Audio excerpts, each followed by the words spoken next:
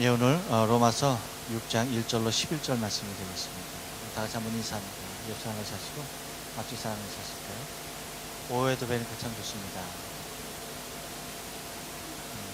점심 맛있게 드셨습니까?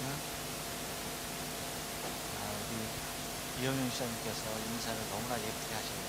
한번 다시 한번 해보시겠어요? 혼자 권사님한테 얘기한 거 한번 해보시죠. 시작.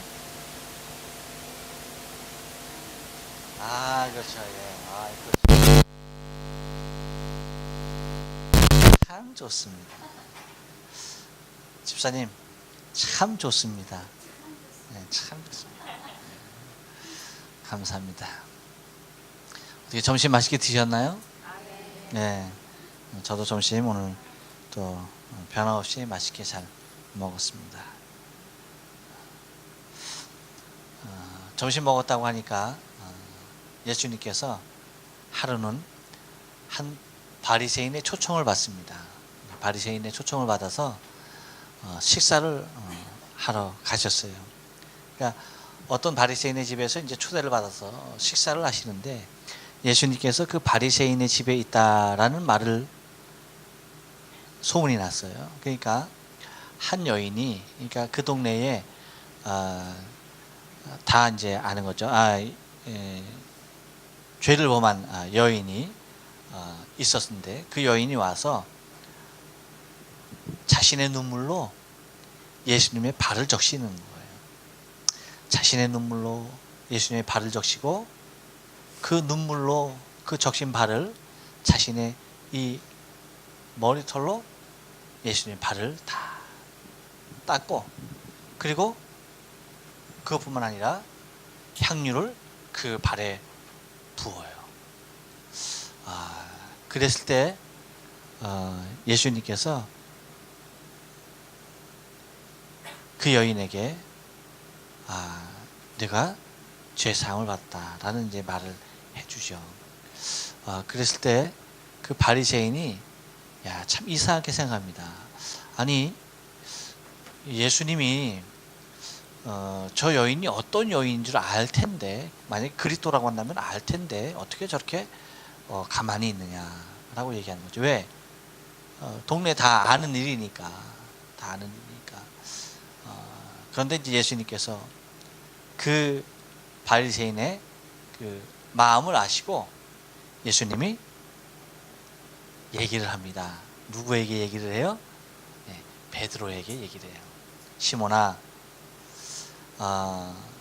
두 사람이 있는데 한 사람은 500데나리온을, 또 한 사람은 50데나리온을 돈 빌려주는 사람한테 빌렸다. 근데 이 두 사람이 다 갚을 능력이 없다. 그걸 잘 알고 이 돈을 빌려준 사람이 다 탕감을 해 주었다라고 얘기합니다. 그랬을 때 이 둘 중에 누가 더 감사하겠느냐 라고 물어요. 자, 답은 조금 이따 드리고, 누가 더 감사할까요? 예? 50데나리온 받은 사람이 더 감사한다. 자, 예. 그래요? 그렇군요. 자, 또 누가 더 감사할까요? 누가 더 감사할까요? 장시장님, 왜 살 피하세요? 다 감사하죠. 예. 그래요. 다 감사한데 제가 그렇게 물었어요. 누가 더 감사하겠느냐? 빚 많이 진 사람. 그렇습니다. 이제 우리 이혜경 권사님은 이제 내가 복음에서 나온 말이고,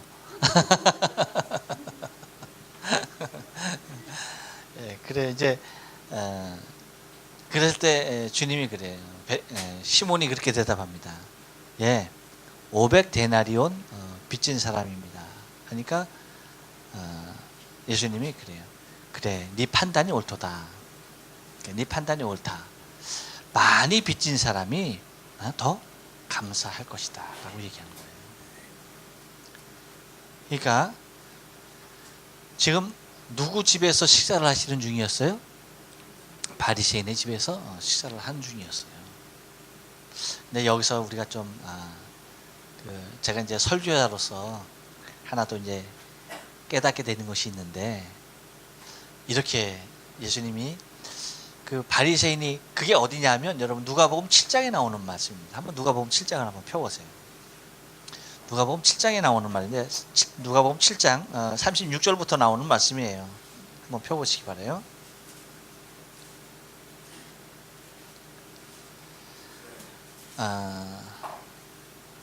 그렇게 이제 그렇게 청했을 때 이제 그 30 다 찾으셨어요? 이제 근데 이제 39절에서 예수를 청한 바리새인이 그것을 보고, 그 여인이 이제 눈물로 발을 적시고 머리칼로 발을 닦고 그 다음에 거기에 향유를 붓고 하는 그 모습을 보고서, 그 39절에서 예수를 청한 그 바리새인이죠. 바리새인이 그것을 보고 마음에 이르되, 그러니까 자기 스스로 얘기하는 거예요. 그렇죠? 그렇게 말합니다.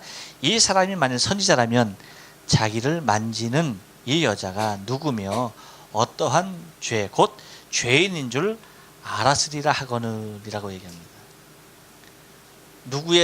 누가 누구에게 말하는 거였어요? 요거 바리새인이 자기 심중에 이르는 말이에요. 그렇죠? 심중에 이르는 말인데, 예수님께서는 이 사실을 알았을까요? 몰랐을까요? 심중에서 바리새인이 그렇게 얘기하는 걸 알았어요? 몰랐어요? 알았죠. 알았으니까 예수님께서 이렇게 말합니다. 예수께서 대답하여 이르되, 이제 그렇게 이르되 하면서, 자, 뭐라고 말합니까? 누구를 불러요? 시몬아. 이거 시몬의 얘기 아니잖아요. 누구 얘기예요? 바리새인의 얘기잖아요. 바리새인의 얘기인데 예수님께서 누구를 불러요? 시몬아 라고 불러요. 그러니까 이게 이제 예수님께서도 어쩌면 이제 우리 그 사람들에게 줄 수 있는 아름다운 지혜이며, 또 이제 설교자들이 가져야 할 기본적인 소양인 것 같은데, 뭐냐면 바리새인이 하는 것인지, 바리새인이 그렇게 대답하는, 그렇게 스스로에게 묻는 걸 알아요. 그렇죠? 그럼에도 불구하고 누굴 잡아요? 시몬을 잡는 거예요. 바리새인 잡지 않아요. 그렇죠? 바리새인 잡고서 야, 네가 그런 생각, 그런 말 할 수 있냐라고 얘기하지 않아요. 누구를 얘기해요? 시몬을 불러요. 시몬을 잡습니다. 시몬을 잡으면서 그렇게 얘기하죠. 시몬아, 내가 내게 이를 말이 있다. 내가 너한테 할 말이 있다. 라고 얘기하는 거예요. 그러면서 그렇게 얘기해요. 그랬더니 베드로가 선생님 말씀하옵소서 이르되, 이제 빚 주는 사람의 얘기, 그래서 탕감받은 얘기, 그걸 갖다 이제 두 사람 그걸 하는 겁니다. 그럼 둘 다 탕감하여 주셨으니 둘 중에 누가 더 사랑하겠느냐? 시몬 베드로가 이르되 이렇게 말합니다. 내 생각에는 많이 탕감을 받은 자이니다. 이르시되 내 판단이 옳다 하시고, 그렇게 말하죠. 그렇죠? 그 여자를 돌아보시며 또 누구에게 말해요? 또 시몬에게 말하는 거예요. 또 시몬에게 말하는 거예요. 그러니까 바리새인의 집에 가서 지금 누가 아주 그냥 죽을 놈이 되는 거예요? 시몬이 아주 그냥 요새 말로 하면 아주 개작살 나는 거예요. 막 그냥. 그러니까 그 생각, 누구의 생각을 보시고 그러시는 거예요? 바리새인의 생각을 보시고. 바리새인의 생각을 보시고 시몬을 갖다가 아주 늑달같이 잡습니다. 시몬. 두 번씩이나 시몬에게 얘기하는 거예요. 자, 이 얘기는 이제 그러면서 예수님께서 하시는 말씀이 그러는 거예요. 그렇게 말하죠. 자, 이 여자를 보느냐, 네가 지금 이 여자를 보느냐 하면서, 내가 너의 집에 들어올 때 너는 내게 발 씻은 물도 주지 아니하였다. 그렇죠? 그리고 또 뭐라고 얘기해요? 이 여자는 눈물로 내 발을 적시고 그 머리털로 닦았다. 자, 여러분, 그렇다고 한다면 그 이렇게 얘기하면 봐요. 이게 베드로를 자꾸 예수님이 말하지만 누구에게 말하는 거예요? 그렇죠. 네. 왜일까요? 왜요? 그러니까 여러분, 이게 이제 우리가 이제 예수님의 이러한 지혜로운 모습을 우리가 좀 이제 적용시키며 우리의 삶 가운데 살아야 하는 것들이에요. 그러니까 왜냐하면 이것이 시몬 베드로를 불러서 베드로를 지금 예수님이 잡고 있지만 막 그냥 너 그랬잖아 그랬더니 얘기하지만 사실은 가만히 보면은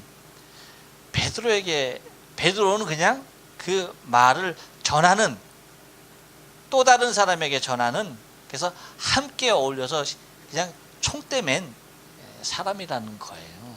왜냐하면 자 봐요. 내가 내 집에 들어갔을 때라고 얘기하죠. 여러분 베드로 예수님께서 어디서 불렀어요? 바닷가에서 불렀죠. 그렇죠? 고기장 어부하는 데 불렀어요. 그러면 베드로는 자취생활했어요? 베드로가 방위였어요? 5시에 퇴근했다가 왔습니까? 그런 거예요? 아니죠. 오전에 말씀드렸죠. 저는 방위였기 때문에 5시면 퇴근했다가 집에 갔다가 다음날 다시 왔어요. 베드로도 그랬던 거예요? 같이 일과 중에 사역하다가 예수님 산에 가서 기도하면 사요나라 하면서 집에 가서 잠자고 와서 예수님 따랐어요? 아니죠. 함께 따랐습니다. 금을 버리고 배 버리고 집 버리고 모든 가족 버리고 주님 따랐어요. 그러니까 베드로에게 집이 있어요 없어요? 예수님 같이 없어요. 없는 거예요. 근데 예수님은 언제 베드로의 집에 들어가서 예수님이 야 내가 너 집에 갔을 때 임마 나 발 닦을 물도 안 줬어 엄마 라고 얘기하는 거겠냐는 얘기지. 그렇죠? 그러니까 우리가 그 말에 해당하는 대상자가 있다 하더라도 어떻게 해야 되는 거예요? 우리는 그 사람이 그것을 받을 만한 사람인가 아닌가에 대해서 살필 필요가 있다 없다? 있다. 있는 거예요. 충분히 있는 겁니다. 그래가지고 예수님께서 이것을 왜 얘기하느냐 다 지적하면서 다 뭐예요? 공부시키는 거죠. 다 배우게 하는 거죠. 그러니까 바리새인이 그랬던 거예요. 예수님이 맞는데 발 씻을 물 줬다 안 줬다? 안 주는 거예요. 근데 바리새인 그렇게 얘기하는 거 보고 예수님 아니 메시아 그리스도면 이 여인이 어떤 거 알 텐데 라고 하는 그 의심 가운데 혼잣말 심중에 얘기하는 그것까지도 주님께서 아시고 베드로를 잡으면서 베드로에게 2번씩이나 계속 해서 말을 했던 것을 바라보게 되어지죠. 이것이 여러분 어쩌면 우리 믿음의 사람들이 좀 갖춰야 할, 그러니까 단단한 식물을 먹을 수 있는 자인지 아닌지 좀 살피면서 이야기를 해야 되는 거겠죠. 네. 그러한 지혜가 우리에게 있어야 돼요. 예수님께서도 당신의 사역 가운데 정말 한 생명을 천하보다도 귀하게 여기시는 그 모습이 이제 보이시는 것을 볼 수가 있습니다. 그러니까 예수님께서 이제 결론적으로 하시는 말씀이 그의 죄가 많이 사해졌다. 이는 그의 사랑하심이 많음이라. 사함을 받은 일이 적은 자는 적게 사랑하느니라. 그러니까 사함을 많이 받은 자는 많이 사랑하고 적게 받은 자는 적게 사랑한다라고 얘기하는 것입니다. 그러니까 우리가 바리새인은 스스로 자신이 의인이라고 여기는 존재로서 주 앞에 주님을 초대해서 식사를 하고 있지만 얼마큼 용서받은 죄인이야? 50데나리온.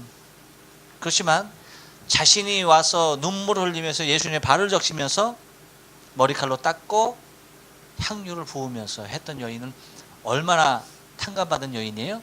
500데나리온. 500데나리온. 그러니까 사함이 많으면 사랑도 많고 사함이 적으면 사랑도 적다라고 얘기하는 겁니다. 여러분 믿습니까? 네, 믿죠. 근데 이제 이 말씀이 오늘 우리가 이제 읽은 본문으로 돌아가면 이제 바울은 우리에게 어떻게 말하느냐. 그러니까 여러분 성경을 우리가 좀 잘 보고 그 상황을 잘 보고 잘 해석을 해야 되는 거예요. 그래서 이제 이렇게 얘기하는 거죠. 오늘 본문으로 들어가서 1절에서 그렇게 말합니다. 그런즉 우리가 무슨 말 하리요? 은혜를 더하게 하려고 죄에 거하겠느냐? 더 많은 은혜를 우리가 받고 더 많은 은혜를 누리기 위하여서 우리가 죄 안에 거하겠느냐? 라고 얘기하는 것입니다. 왜일까? 이 얘기가 무슨 말이에요? 죄가 많으면 은혜도 많다. 이제 이 말에 대한 적용의 논리로서 이제 말을 해 나가는 과정에서 그렇게 이제 설명을 해 나가는 거예요. 그러면서 뭐라고 말합니까? 그럴 수 없다. 그럴 수 없다. 죄에 대하여 죽은 우리가 어찌 그 가운데 더 살리요? 라고 말하면서 우리는 그럴 수 없다. 라고 그렇게 말을 합니다. 그 이유는 이미 우리는 예수 그리스도 안에서 장사 지낸 바 되었다라고 하는 거예요. 이 얘기는 예수께서 죽으신 바 되었다, 장사된 바 되었다라고 하는 것은 우리의 모든 죄를 다 사하셨기 때문에 우리 또한 그 안에 거하는 자로서 우리의 모든 죄가 사함받은 자로서 죄 안에 거하게 할 수 없다. 왜? 우리가 더 큰 은혜 안에 거하려고 그 죄 가운데 들어갈 수가 있다 없다? 없다.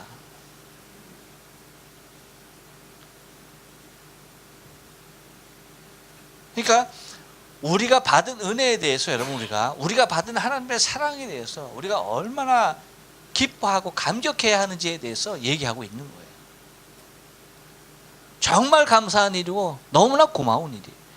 우리가 이것을 상실하게 되면 차라리 그러면 내가 이것을 새로 다시 깨닫게 하기 위해서 내가 죄 가운데로 들어가야 하느냐는 얘기죠. 마치 예수님께서 니고데모에게 거듭나야 된다라고 하는 말을 듣고 그러면 내가 어머니의 태 속에 다시 들어갔다 다시 나올까요? 라고 묻는 것과 똑같죠. 그럴 수 없다는 얘기죠. 물과 성령으로 거듭나야 된다라고 말씀하신 이유가 여러분 우리가 예수 그리스도로 말미암아서 구속함을 받은 백성들이 누려야 할 기쁨과 감격의 삶은 그 무엇으로도 대신할 수 없는 그 세상의 무엇과도 바꿀 수 없는 가장 소중한 은혜라고 하는 사실에 대해서 간직하고 살아야 될 것을 우리에게 말씀하고 있는 것입니다. 그래서 이렇게 말을 하죠. 만일 우리가 그리스도와 함께 죽었으면 또한 그와 함께 살 줄을 믿노니 이는 그리스도께서 죽은 자 가운데서 사셨음에 다시 죽지 아니하고 사망이 다시 그를 수장하지 못할 줄을 알미로라. 그의 죽으심은 죄에 대하여 단번에 죽으심이요 그의 살으심은 하나님께 대하여 살으심이니 이와 같이 너희도 너희 자신을 죄에 대하여는 죽은 자요 그리스도 예수 안에서 하나님에 대하여는 산 자로 여길지어다. 할렐루야. 그래요. 하나님 앞에 우리가 산 자로서의 삶을 살아야 되는 거예요. 죽은 자로서의 삶이 아니라, 그러니까 죄 가운데 있는 자의 삶이 아니라 뭐예요? 사함을 받은 산 자의 삶을 살아계시는 하나님 앞에 살아야 한다는 거예요. 한 주간의 삶도 하나님께서 우리에게 주신 구원의 기쁨과 감격을 노래하면서 산자로서의 삶을 하나님 앞에서 살아가길 주 이름으로 축원합니다. 살았어도 죽은 자의 모습으로 살아면 안 돼요. 살았으니까 산자의 모습으로 살아야 돼.